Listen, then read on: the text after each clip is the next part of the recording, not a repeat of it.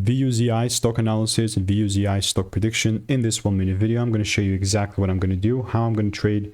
I am the only person in this space that has actually done 40,000 videos and documented them all. And I'm telling you this because it's taken me 5 years and it's literally all on my YouTube channel. So with all that to say, we finally broke structure up. You know, my idea on this was, you know, we were in a bearish range, supply zone. If I saw a double break, I was selling. I never once saw that double break taking place. It's crazy. So with all push, I mean, all I can say here is I'm looking to double down. So how's this going to look like? Well, saw this happening. If this certainly doesn't pull down, it doesn't show me some sort of a double break, I'm not going to look to buy. So this is where we are.